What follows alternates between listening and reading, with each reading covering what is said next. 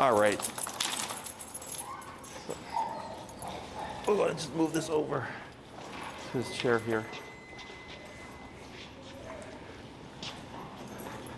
Take a backpack for you. Put it over here. And that's turned on as well, or no? I haven't turned anything. So go ahead and turn that on. Press and hold that blue button. This thing, right? Correct. Press and hold. Right there. And then I'm assuming it's currently set to 0 on the dial in the front. Yeah. So you look in the front. Oh, yeah. So this, when you turn that dial clockwise, goes up. Yeah. I'm gonna have you go to 10.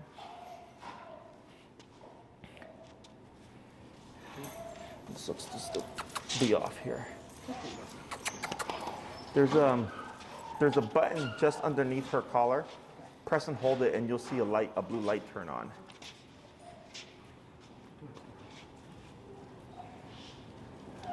Just below? Should be underneath on the side there.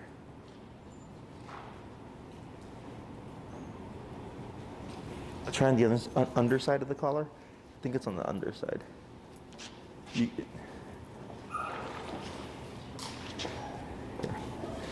Oh, on the right here. Oh, got him. There. Oh, I see it. There we go. This. There we go. In the meantime, what I suggest is just take this, go through like that.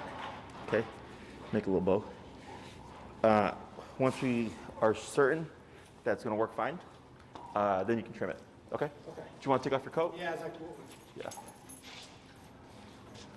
Yeah. There's a hook right there.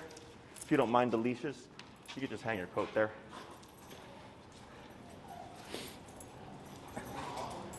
That's a new one, yeah. We can keep that one by the puppies. All right. And I'm sorry, did you say you got to watch the videos?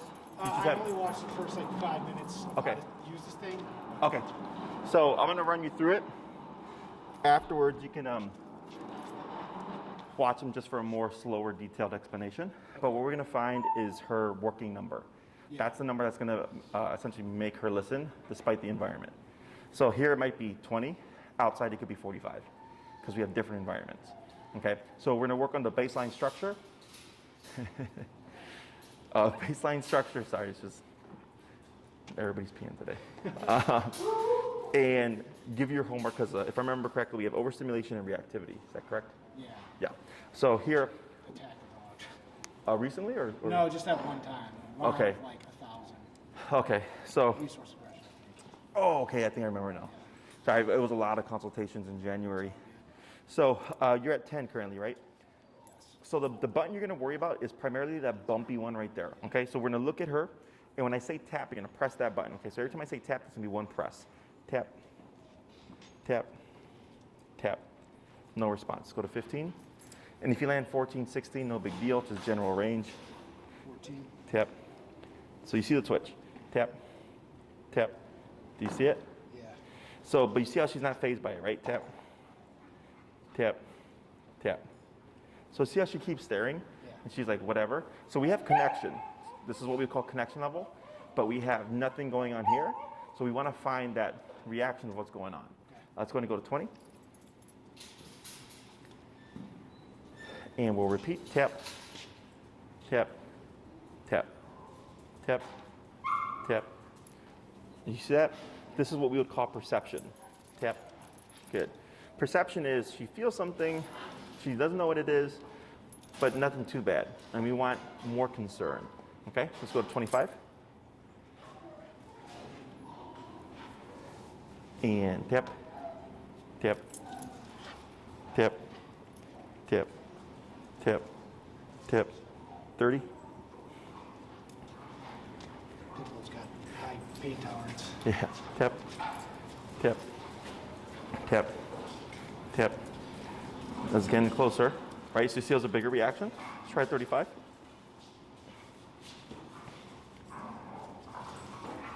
And tap. Tap. Tap. Wait a moment. Wait a moment. And tap. Right there. See how big of a reaction she gave you to that one tap? That's what we would call a working number. Okay, so we went from this and not caring, to this and kind of like somewhat caring, to this to like, whoa, what was that? And you want that, whoa, what was that? Okay, so that's gonna be our baseline working number. It's, again, once you get used to it and you start repeating the exercise and practicing, it's gonna become more apparent, okay? So here, tap, tap, right there. See how that took you 2 taps to break her focus away from the dogs? So it should be that simple. So what we're gonna work on now is the healing exercise, which is gonna be the baseline for all the stuff that you're dealing with, okay? So I'm gonna demonstrate that for you, then I'm gonna coach you through it. So here, I teach on the left, is that okay? Say that again? I teach dogs on the left. Okay. I usually walk on the right. Are you right-handed? Yeah. It'll be easier on the left, okay?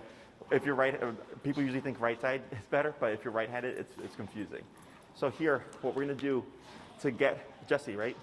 Jessie on your left side, every time she passes you, I'm gonna say the word turn. When I say turn, you're gonna 180 to the immediate right like this. She passes you, turn, 180 like this. She passes, turn, 180, okay? You're gonna do that every single time I say turn. The next thing I'm gonna say is tap. And we're gonna start to combine those things. Jessie gets ahead, turn, tap, tap, tap, good. She passes, turn, tap, tap, tap, good. She passes, turn, tap, tap, tap, tap, good, okay? We're gonna keep doing that. The last thing is you may hear me say pull to the left. And if I say pull to the left, because she's over on your right side, you're gonna pull and tap, tap, tap. And the moment we feel Jessie come over, good. Then we relax, okay? So those are the 3 things. Turn, tap, and pull to the left. If I say pull to the left, you do wanna keep your movement. Don't stop, okay? If you stop, it makes it more difficult. Questions so far? No. So she's the only one. correct, right? Now go ahead and relax. So for your leash, give her undo 1 unwrap and short grab right there. Now relax and bring the leash on the inside. Right, yeah, right there. So you see where the bottom of your leash is? Let's take about 2 more inches. Yeah, so just pull through. Yeah, just feed through up like that. Like that, perfect, now relax. So what we want is that dip in the leash to be by her armpits, okay? When the leash is by her armpit, gives her just enough space to make the mistake and get ahead, but not too loose that it gets tangled underneath her legs, okay? So I'm gonna coach you through this. All right, now go ahead and move forward. Tap. Tap. Yep. Pull to your left, tap. Good, relax. Good. Relax, keep forward. Keep moving forward, yep. Relax your arm. Go ahead and turn. Right. Turn left here because she's on the wrong side. Now forward, tap, good. Relax, good. Just keep forward. Pull to your left, tap, tap. Good, relax, keep forward, good. Pull to your left, tap, good, relax, good. Good, relax your arm, turn right, tap, good, keep forward, good. Go ahead and speed up a little, tap, good.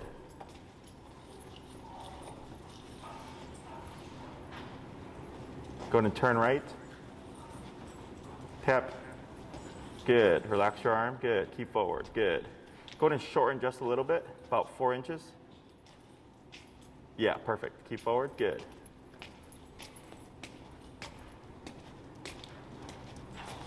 Go ahead and turn, tap, tap, tap, tap, keep moving, there you go, good. That a girl, good.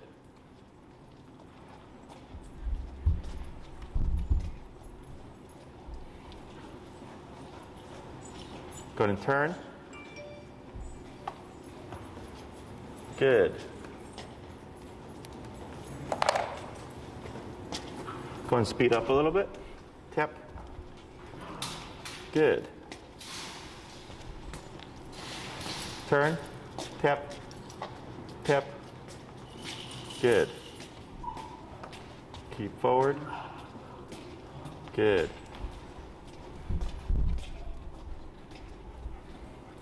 Tap forward, tap, tap. Go ahead and turn. Good.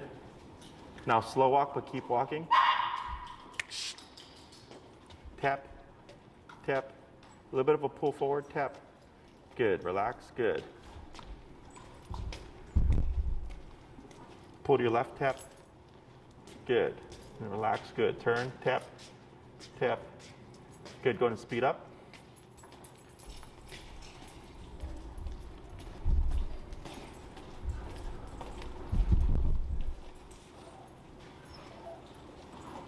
Good, get ready for a turn. Good, now slow walk, but keep forward. Tap forward. Right, there you go. Slower. Slower. And stop. Good. So, you see her demeanor? Yeah. What's that tell you? Submissive Unsure. or unsure? Yeah, because we're putting her under what we call pressure. So pressure would be every time you tapped. Okay, so we have to find that working level. So we went from 10 to 35. And 35 is actually working relatively well. Because she's responding within 1 to 2 taps, and that's what we're wanting to see. And what we're trying to condition her is that when she feels the remote, that she should reference the left side. Okay, this is why it's important to be consistent. Hey guys, before I forget, I have a client at 4:30, puppy room. So when she feels a tap, we want her to think, I turn this off by coming here. Okay, because if we had it on different sides, she's not gonna know which one to go to. She's gonna get frustrated, okay? So here, do you see how we're trying to get her to follow your lead? Yeah. How so? Just by reinforcing, sticking to the left side. Repetition, I don't know. I guess I don't know. That's okay.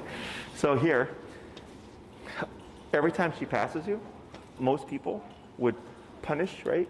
Or correct this behavior, go no, or no, right? And then bring the dog back like this. And they'll say like heel, and then they'll keep walking, the dog pulls. Again, they'll correct, no, heel, right? And what we're doing is we're giving her the space to go ahead. But instead, you're going like this, right? So the difference here is when you tap her and you're going the same direction, when she jumps back, she goes, what? What did I do? We're going the same direction. I have 4 legs, you have 2 legs. Keep up, right? But in this case, what we're doing is, here's the slack. Oh, you want to go that way? I'm going to go this way. And I'm going to annoy you until you come to my left side. So you're taking the lead, is that- Correct, right? Because for her, I call this the correct and redirect. If I'm Jessie, she gets ahead of you. She feels a tap, right? I don't like this. Oh, dad's going that way now. She catches up. It disappears. But then she gets ahead of you. Turns on again. Oh, it's back. Now dad's going that way. She catches up. Disappears. So she's thinking, hey, every time I feel this, dad's going either the other way, or if she's on the right side, tap goes on, right? What's going on? She feels the pull. She walks over, it disappears. And she's starting to think, oh, every time I'm on this side, everything goes away. So it becomes her safe space, okay? So we're technically correcting her. We're saying, nope, not here, not there, here. But she has to go from one to the other, okay? So that's why if she's ahead of you, the turn is important. Because it's when she turns around, she sees you going the other way, she has to catch up. So should I never let her get ahead of me? Correct. Ever, like on a walk? Unless she's on her own time. So most people, when they go by the walk, they're thinking, oh, it's my dog's time to be a dog, or it's time to potty, right? Which is correct. But you have to think of it this way. If she's choosing to do whatever she wants at any point in the walk, she can make other decisions. Like, hey, I don't want this dog near me with the resource. Or I don't like how this dog is approaching me. Or I don't like when this dog mounts me, right? Like it becomes other decisions. So small things lead to bigger things. So here, when we teach the heel, Your dog becomes what you practice. So if you practice a lot of do whatever you want, you get a dog that does whatever they want, right? If we practice, hey, you're going to do what I say, and I'm going to give you permission to do what you want, you're going to get a different type of dog, right? So I'm not saying that she can't, sniff and pee and poop and be a dog.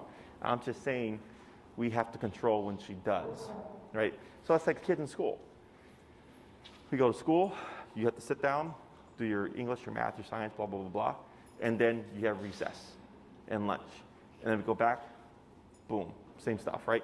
Same thing for the dog. So you're just saying, hey, it's structured, you have to work. And then when I tell you, you can clock out, and you can pee and poop and run around, but then when I call you back, you're gonna return, and then we're gonna walk home and be on my hip again, okay? Now, every case is different. I get some clients whose dogs are like, easy, no behavior issues.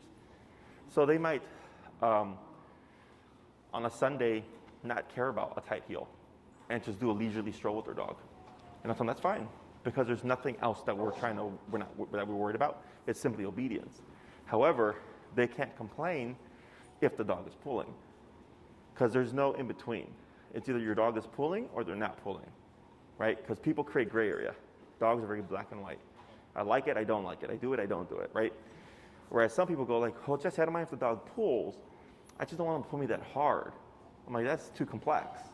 Either the dog's at your hip or under control, or they're pulling you and off the clock and not in control. Does that make sense? Or you're not in control. So here, we're teaching the foundation. We're teaching her how pressure turns on, how it turns off, so then we can use it to also correct behaviors, right? Because if you just put this on her, and if you saw her being aggressive or reactive or something, and you just started pressing the button, it would freak her out and like maybe stop the behavior, but you would be doing it every day. Yes, we need structure first. This is structure, okay? So here, the idea is, so I remember when I first met you at Oz, she was just, she's like lunging all over the place, right? She was very frustrated.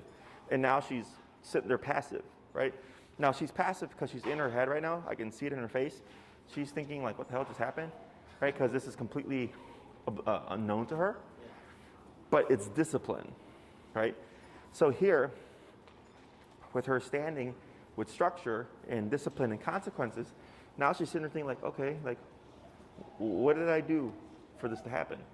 And if she's sitting there chill and nothing to her is happening, she's learning if I just settle, we're good.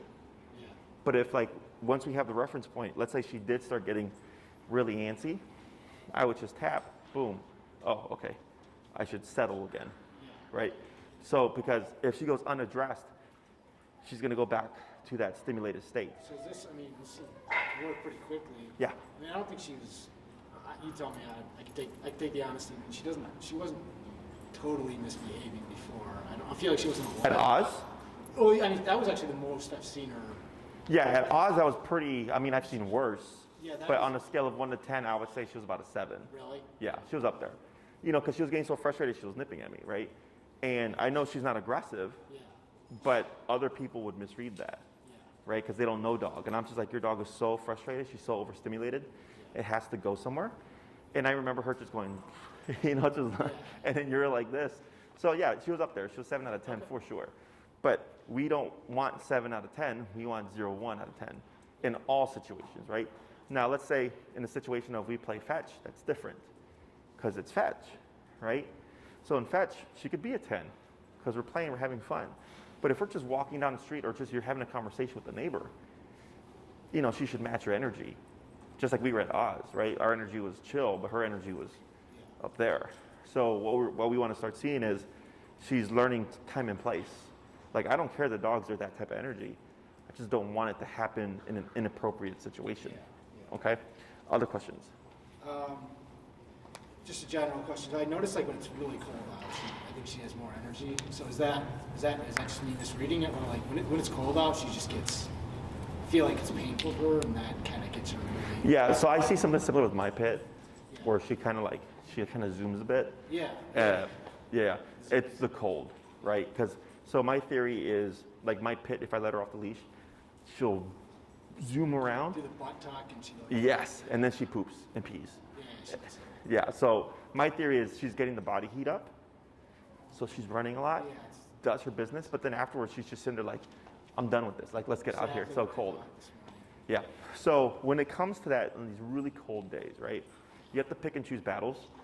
So like, let's say you try to do this on a really cold day, it's going to be a struggle. Okay. So what I would suggest is you just get the business out, pee and poop, have her collared up just in case, so you can at least still administer some kind of discipline. And then when it warms up and it's a weather that's more like comfortable for her, you can be more strict and start reinforcing this.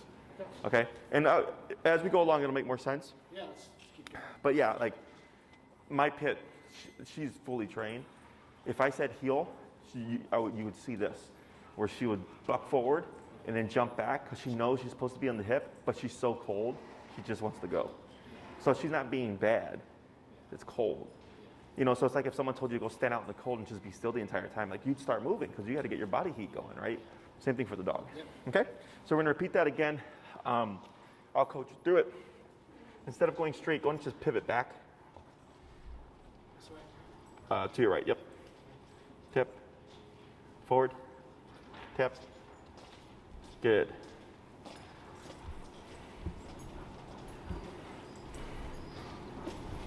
And turn.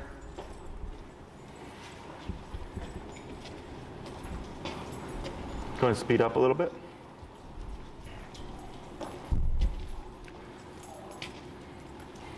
Good. Tap forward. There she goes. Good. See how she speeds up to your leg? That's good. Go ahead and turn. Yep. Relax that arm. Good. Tap forward. There she goes. Good. Tap forward. Good. There we go. Get ready for a turn.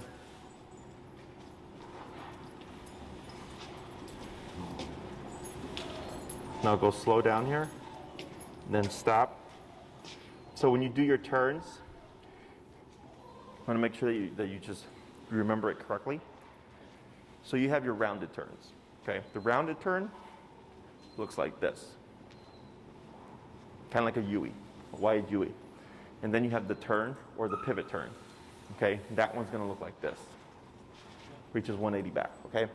When I say turn, I want to see you do the pivot, because when you're out in real life and you're on the sidewalk, you're not going to have the space, right? But also for her, you want her to get ahead of you so that when you pivot turn, she's able to get away, because you're both, it's a sharp movement, and you're able to get away from her. To reinforce, you need to come back. Correct.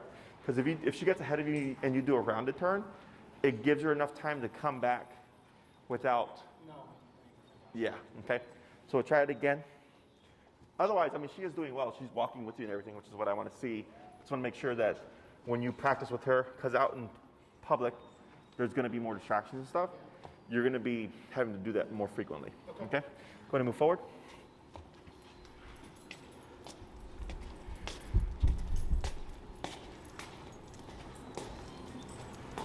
Good. Turn. Right. Forward. Tap. There we go. Pull to your left. Tap. Good. Relax your arm. Pull to the left. Tap. Tap. There we go. Good. Turn. Good turn. Tap. Right. Much better. Much, much better.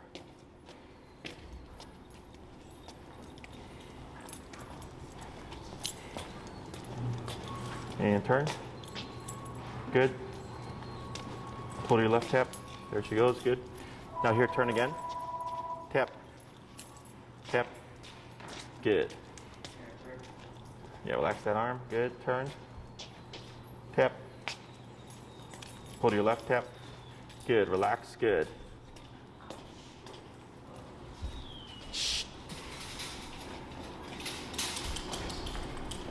Good. Turn. Good. Tap forward. Good. Tap forward. Do I pull when I tap? Lightly. Yep. Tap. There she goes. Good. And turn. Tap. Good. Keep forward. Good. Now slow walk, but keep forward. Good. Going to speed up. Going to slow walk again. Now slow turn here. Good. Tap, tap. Good. Go ahead and speed up a little bit.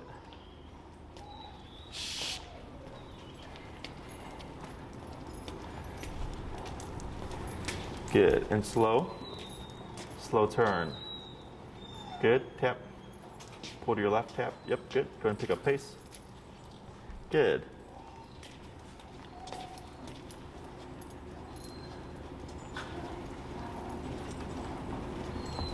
Good. Slow to slow turn.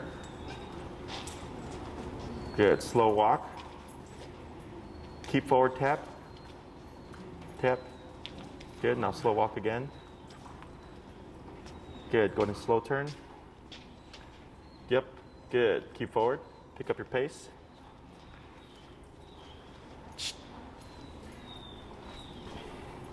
Go ahead and slow to slow turn. Good. Keep forward, slow down, slower, and stop. Perfect. Okay. Go ahead and give a tap here. Tap. Give a light pull in. Tap. There. Now relax. I'm just trying to see what her what her reference point is. So she's still. So dog's first instinct is typically to move away from the collar. Okay. So like right there when you pulled in and you tapped, what did she do? Yeah, she went like this, right? So she still hasn't learned that tap doesn't mean to move away, it means move in. So like another dog that was more receptive or understanding of the concept, they would have went from here, tap, like this. They would have just came in closer, okay? So it's nothing bad. It just kind of gives you an idea of what her concept is so far, okay? Now on this little back and forth, your turns were perfect. That's exactly what you would want to do when she gets ahead of you, okay? So here, when Jessie passes you, so if you're walking with her, you let her have her potty break, she pees and poops, you start walking, you tap, we should see her come to that left side. And then you would have your leash nice and slack, pending, you have nice, clear sidewalk. Like no dogs, no people, whatever. So you want to give her the space or the capacity to make a mistake. So if I'm walking with Jessie and my leash is slack and she's right beside me, what does that tell me? She understands the concept. Yeah, she's paying attention, right? Because she's matching my pace. So if I slow down, what should she do? She should slow down. Correct, which you saw here, right? So I was saying speed up, slow down, right? Then I said slow turn. And on the first couple of slow turns, you were correct, but she kind of got stuck and was like stalled. So when you tapped, she was like, oh, what's going on? Oh, he's turning. And then on the last one or two, she actually was turning with you, right? So you drive? Yeah. What do you do before you stop? I put the brake on. Which does what? Applies the brakes. Stops the car, slows the car down. Slows the car down, right? What do you do before you turn if you're going fast? Slow down. Correct. So same thing for dogs. So when we drive, we have our blinkers and our lights. So if you're going to slow down to a stop, you pump your brakes, which slows down your car, but flashes your lights to let the person behind you know comes to a stop, right? So same thing for Jessie here. When you start to slow down, it's like you're pumping the brakes, and if she's paying attention, she should slow down with you and stop with you. Same thing for the turn. So here, the abrupt turns that you're doing out of nowhere are when she's not paying attention. That is a forever thing, okay? Just over time, those turns should become less frequent.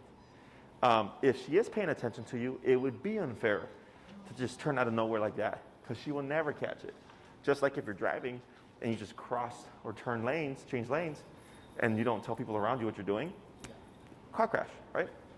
So here, now that you're walking with Jessie in a structured fashion, there has to be communication, okay? And the most effective and easiest way to do that is simply by slowing down, okay? So when you walk with her, you can walk at your normal pace. She matches your pace, you don't match the dog's pace. Because a lot of times people say like, oh, Jessie, my dog feels better when I walk faster. I'm like, but that kind of defeats the purpose. Because we're teaching the dog to walk with you, not the other way around, right? So if you have a leisurely kind of like pace like this, boom, she should be right there with you. Okay, and then when you slow down and stop, boom, she should stop with you. So if I'm walking, even if Jessie gets ahead a couple of inches, you have to correct it, okay? Because people, again, oh, but the dog's not pulling that much. And I'm like, it's not about how much they're pulling. It's about how much they're paying attention, right? So here, not even an inch past your knee. So her right shoulder should be parallel with your left leg. You see that? Yep. That would be the perfect position right there. Her right shoulder to your left leg, okay? Whether you're stationary or you're in motion. In terms of how far away she can be from the side, about 6 inches is what I give them. Anything more than that is too much. And in terms of like lagging, anything within a foot is fine, okay? So if like you start to walk right off the bat and she's just lagging 2 feet, she's either lazy, like super, super lazy for whatever reason, or being resistant, or not wanting to do it, I would most likely correct it. And if I keep saying that it's not becoming better, then something might be up. Okay, we really shouldn't see that. Now, if you're an hour into the walk on a very hot day, then yes, your dog's gonna lag because they're too tired. That's a totally different thing, okay? But if you know you're right out the gate, she's nice and, what's the word, rested, she should be able to match your pace, okay? Question so far? So how far in front did you say? Not even an inch. Really? Yeah, her right shoulder to your left leg, just like where you're at right now. Okay, her nose should fall no farther than where your foot lands when you're taking your steps. Okay, so people, they'll see the dog's shoulder like this, and they accept that because again, it's better than what it was. And over time, this becomes this, becomes this. Okay, so if you give them an inch, they take a mile. Okay, that's good to know. Yep, it's super common with dogs. And you might find, like, some dogs will learn to push the inch, and then they'll turn right when you're turning, you know, for the correction, like they're able to like pick up on it. So then what I do is I flip it, and I correct before I turn. So that there's no way to beat the punch, but just not to do it, you know? So the dogs are very good about the concepts of depth and where they should be. If they have a reference point, in this case, your left leg. So trust me, if she's gonna push it, you'll see it, Yeah. okay? Questions? No, it's good. Okay, so we're gonna do a few more, and then we'll talk about how you're gonna apply this and do your homework, okay? Okay. Go ahead, and instead of going straight, go ahead and turn. Yep, forward, tap. Good. Slow down, and then slow turn, right? See how she turns with you? Good, and then forward. So we wouldn't do anything there, because she turned with you. Relax your arm, keep forward. Yeah, like that. Now keep straight. See how she's dipping off? Yep, good.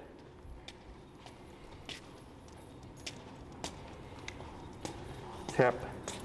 Good. Go ahead and turn. All right, I gotta, when I'm doing this. No, you can look up. There you go. I mean, if you want to look at her, that's fine, but at some point you want to have your eyes up on the horizon and then keep your arm relaxed.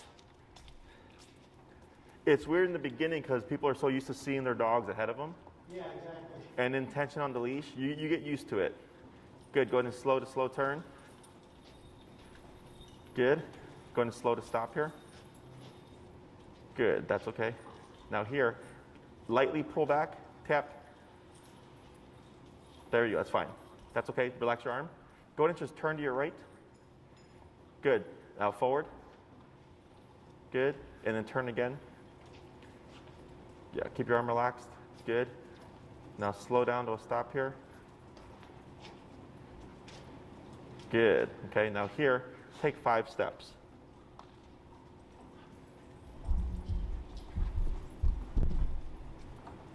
Good, take 3 steps.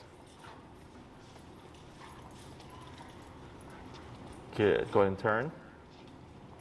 Yep, forward, tap. There she goes, good. Relax that arm, good.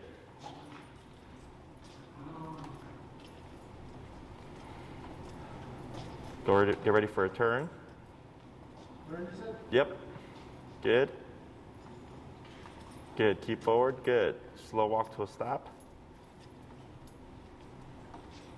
Good. And then go ahead and take another 5 steps here.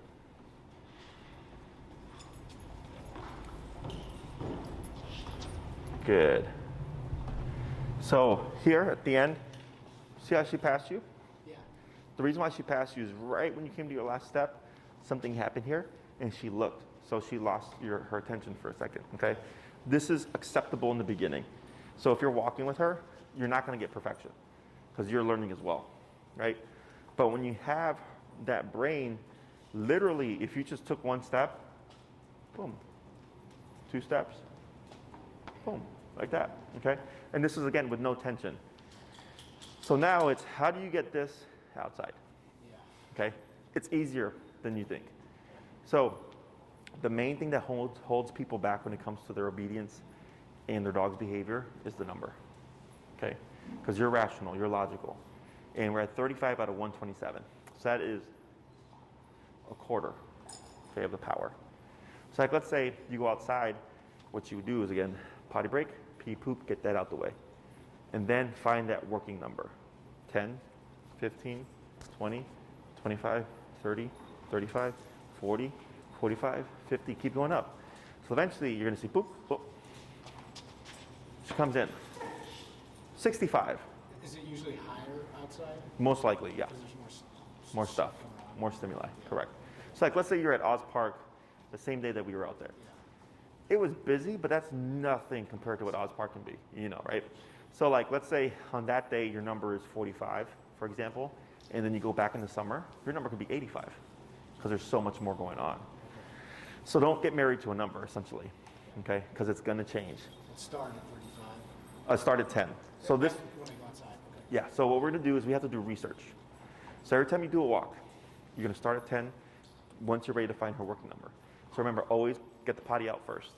The reason why we wanna do that is because for her, I can see where she's a bit more kind of timid in terms of in response to the pressure, which is normal, is I don't want you to remote her first, and then you shut off any desire to potty. Okay? She doesn't take a crap for like 20 minutes. Oh, sure. Oh, and we'll talk about that too. So let's say it's morning time. She pees right away, but she doesn't poop for 20 minutes. Okay? What we do is I get it out the way, and I might give her a couple of minutes. Maybe she does. If she doesn't, we find the working number. Maybe it's 45. You start your walk. Okay? You know she usually poops about 20 minutes in. Again, you're keeping her at your hip this time. It is 15 minutes in. You stop. She should stop with you. Wait a moment. Jessie, break.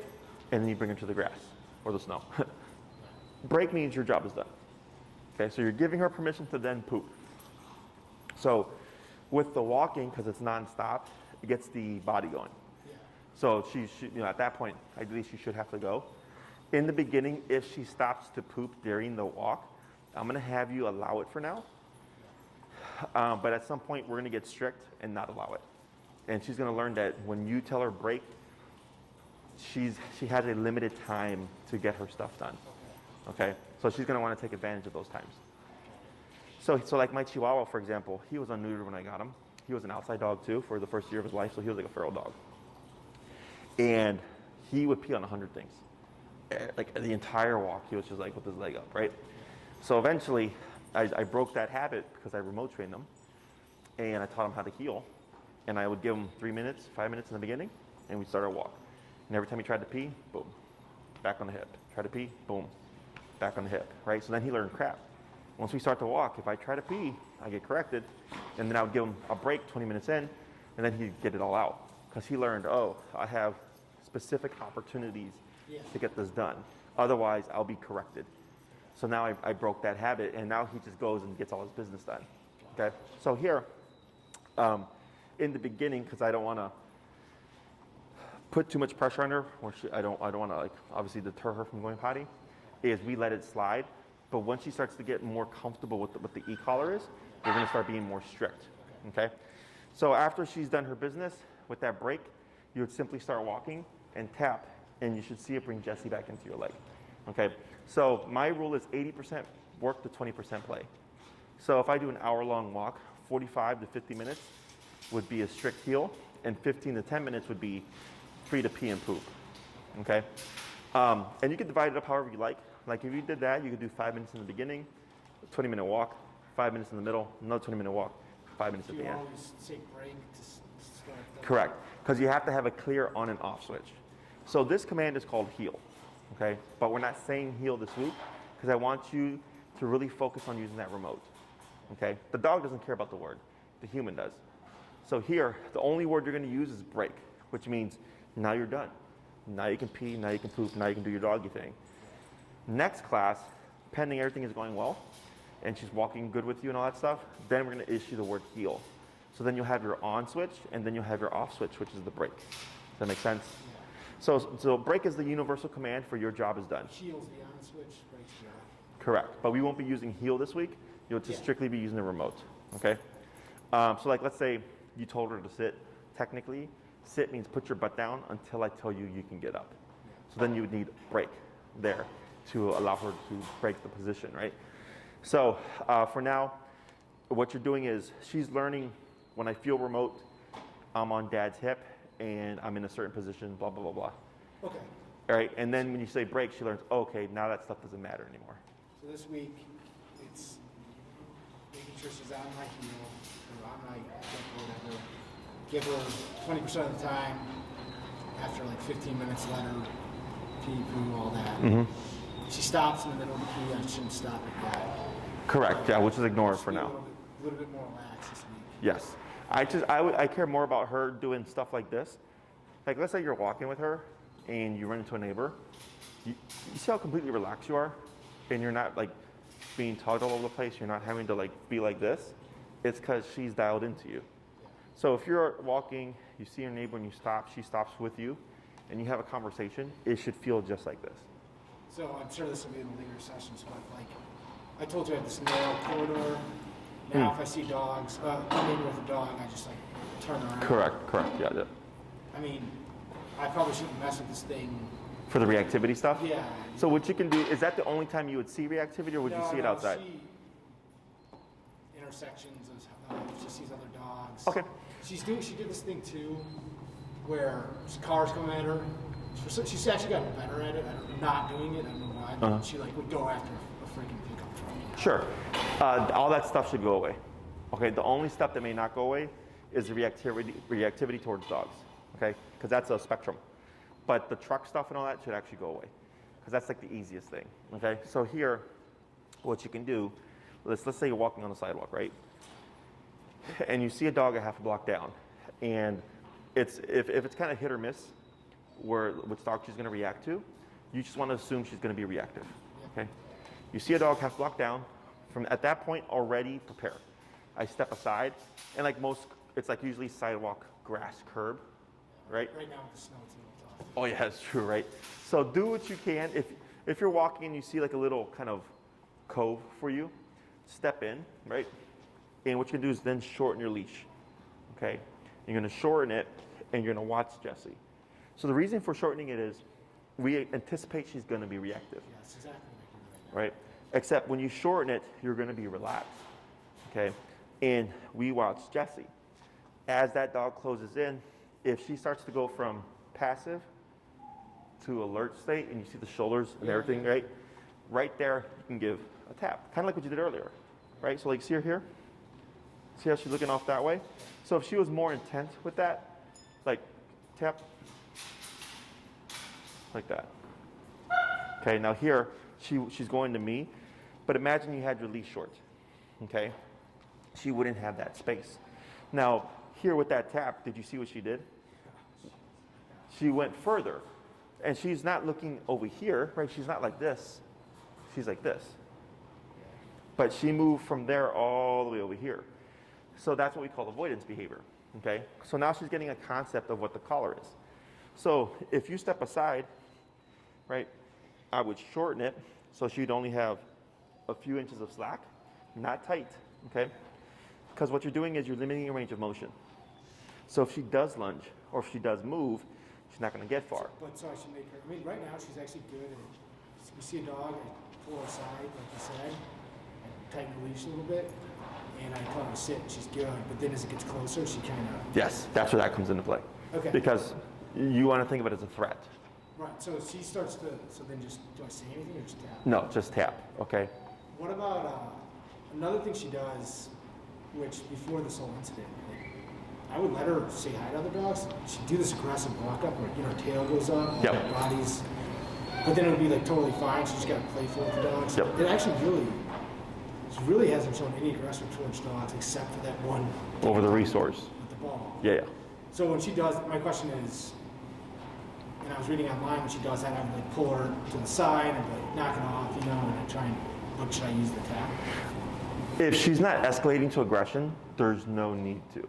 But if she's doing the like aggressive pose or she sees it in the distance and Right, so, because you know her better than I do, right? So like the hackles up doesn't mean aggression.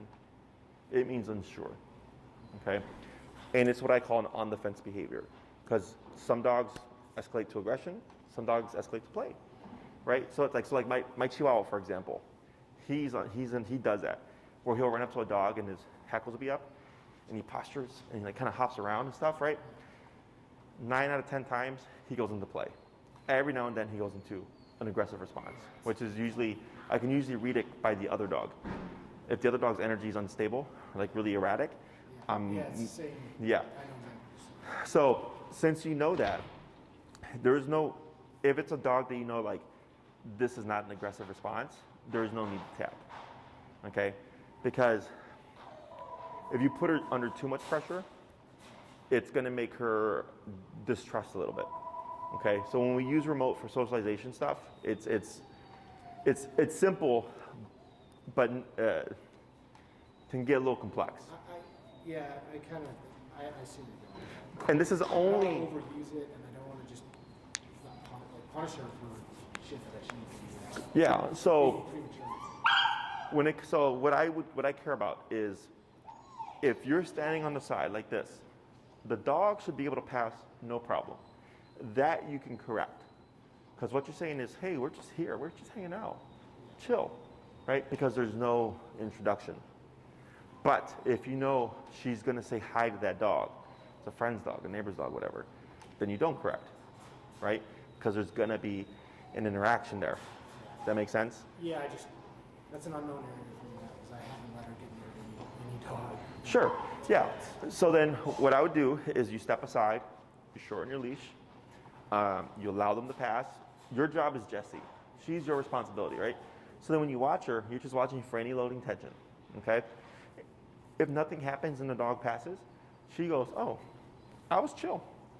Nothing happened, right? But then if she gets tense and you don't like it and you correct it and you get her back into this passive state and the dog passes, she goes, oh, if I get tense or if I start to get like, reactive in my brain, this consequence happens. But as long as I'm relaxed, nothing happens. So sometimes what always happens is she's pretty damn good about letting the dog pass, but then on its way out is when she Oh, sure, yeah. correct it then, too. You can do that as well, yeah. Because so what you're doing is you're just saying like, hey, we're here, chill out.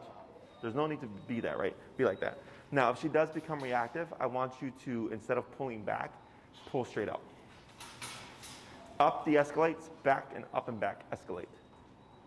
Okay, so you'll make her more reactive if you're pulling back on her. Okay, so this and this escalate the dog. This de-escalates the dog. Okay, so like you see the staring here? Let's say you didn't like it. Tap. There. And you see how effective just one tap was? That's how you know you're at the correct level. And here she's looking, but she's looking past. She's not staring like she was earlier, right? So yeah, like, and recognizing that too, where you're looking but not looking. And see how she shifts a little bit? So docile. Yeah. So here, you just said, don't look that intensely at a dog. Like, I don't mind this energy. Ears back, right? Nice and relaxed. Her eyes are relaxed. It's all fine. But it started to become this, where she was staring. Yeah. She's starting to shake, right? Because she's starting to build up. And you said, cut it out. So here, now she has a reference point. And you achieved this reference point by this back and forth stuff you did, okay? Because now she's learning how it turns on, how it turns off. So she's thinking, oh, this is a line of communication. So, think of it as a bite on the button, right? Dogs bite each other. When they set rules or boundaries, right? If they're trying to protect something, they use their mouth, they use physicality. So the reason why this is so effective so quickly is because we're talking her language. So here with that e-collar, you'll know when you're at the appropriate working level because it should be that straightforward. So like, let's say she becomes reactive and you're at 35 and you just keep tapping and she keeps lunging. What does that tell me? Gotta go up, right? So what I'm gonna have you do for this week, don't do the panic button. What I want you to do this week is you have to do research. Every walk, again, business first, start at 10. You're gonna do 3 taps. If you get no response, bump it. 15, 20, 25, 30, okay? If you don't get a response by that 3rd tap, bump your number. Same thing applies to reactivity. So like, let's say she's lunging and you tap 3 times on 35, but by the time you can bump it, the dog is gone, let it go, too late, right? But now you know 35 isn't gonna work. So next time I step aside, I see a dog, go to 40, or you can go to 45, right? So if you go in jumps of 10, you're gonna get there faster. If you go in jumps of 5, you're gonna get there slower. So I leave that up to you. Go to 45, she's reactive. Tap, tap, tap, no response. The next time, 55. See a dog, she reacts, tap, tap, tap, no response, 65. She sees a dog, reacts, tap, boom, like that quick, right? So if you can get it done by that first hit, you're right in the zone, okay? If she vocalizes, don't think of it always as pain. A lot of times it can be surprise because she's so stuck in the reactivity here that when that tap happens, it catches her off guard, okay? It can also become, it can also be discomfort. If like, let's say you're at like 85 and you go tap, tap, and then right in that second tap, you see her back up and go tap, you'll get a response because it's kind of like being punched in the same spot. I zapped myself at like 130 by accident. Uh-huh. It's like, holy shit. Yeah, it's a lot of power. Yeah. But it's just a muscle contraction, right? It's definitely more uncomfortable the higher you go. But that's why we started low and worked our way up. We didn't pick the number. She did, right? Because if 10 was the adequate number and was doing all this that we're doing here, we would be at 10. So that's the logic behind it, right? So this week, for your her reactivity stuff, if you're in close quarters, I'm gonna have you for now ignore it, okay? If you're out in open space, you can step aside, shorten your leash, be relaxed, and then just make sure to set your number prior. So Okay. inside, just let it go. Just ignore it. Do the same thing that I'm Yeah, so the reason why I do that is because outside you have more space, right? That if she gets that it won't amp her up too much. But let's say you figure out 75 is the perfect number, then you can use that as a reference point in the hallway. What about, it is supposed to be cold as hell, like this week. Mhm. It's kind of a bad time to start this training. Mhm. Should I do this inside? If you got a hallway, Yeah, but yeah, I mean, it's not going to be the same, but it's better than nothing. Okay. And you can practice with like the real kind of slow movements type of thing, or like the 3 steps, 2 steps, 1 step type of deal, to make it more challenging in the hallway. I'm very generous with the remote. I'm tapping for everything. Yeah, okay. People, they give the dog too many opportunities because they want the dog to be a good dog to avoid the hit because it makes them, they feel bad. I'm going to use every opportunity to get that remote in. So what about, again, this is probably a whole nother round, but like she's on the couch, I'm really liberal with her in my place. Like Yeah, that doesn't matter. You're only putting this on her when you're walking her. But eventually, can we use it to correct that behavior of her jumping on the couch? If we wanted to- Yeah, if you wanted to stop it, or I'd give you other means of correction so that you're not because she will get collar smart.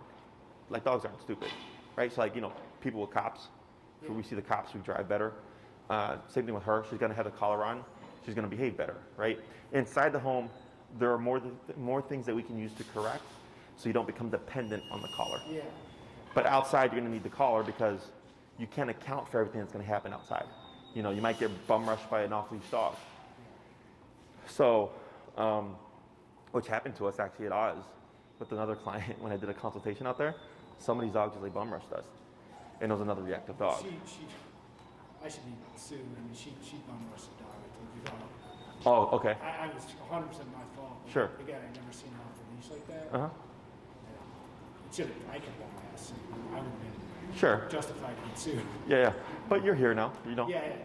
So, there's people that just don't learn. Their dogs are out of control and stuff, and they're like, whatever, my dog's friendly and my dog loves everybody, so what's the problem? Like, you run up to the wrong dog, that's the problem, So, homework for this week, super simple, just a leash walking. Anytime you go for a walk, have it on her. If it's too cold, use her hallway stuff, whatever. You can even go to like Home Depot, Petco, PetSmart. I think Best Buy is dog friendly too. You know, Yeah, whatever. if you want to go out and like just like practice but not be out in the cold, you can use a place like that. Okay. Anything else? No, that's good. So that's it. If you have any questions, just shoot me an email. Otherwise, essentially next time we would review what you've gotten done, see how the week has gone, you know, failures, successes, and then teach the second half of HEAL. Once that's done, then the third class we can start working on like the resource guarding stuff. Okay, cool. Okay. So I'm scheduled for next Friday. You should be, Yes. unless you changed it with Maria. No, I'd like to do every Friday. Okay. Yeah, it shouldn't be a problem. As long as you've not told her that you're changing stuff, you should be fine.